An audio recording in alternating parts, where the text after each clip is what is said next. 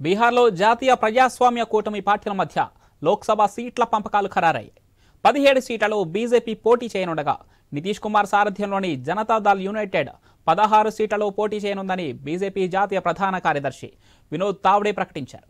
NDA మరో భాగస్వామిగా ఉన్న లోక్ జనశక్తి పార్టీ 5 సీట్లలో పోటీ చేయనుందని తెలిపారు. హిందుస్థానీ అవామ్ మోర్చా, రాష్ట్రీయ లోక్ మోర్చా చెరో స్థానంలోనూ పోటీ చేయబోతున్నారు. ఇండియా కూటమి రూపకర్తల్లో ఒకరిగా ఉన్న బీహార్ సీఎం నితీష్ కుమార్ తిరిగి ఎన్డీఏ గూటికి చేరారని తెలిపారు.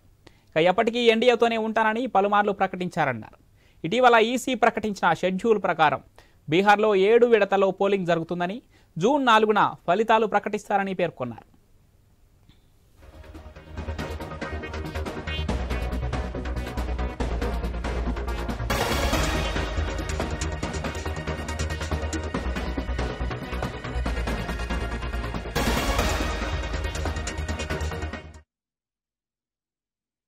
पार्टी 17 सीटें एनडीए के साथ लड़ेगी। जनता दल यूनाइटेड 16 सीटों पर एनडीए के साथ लड़ेगी।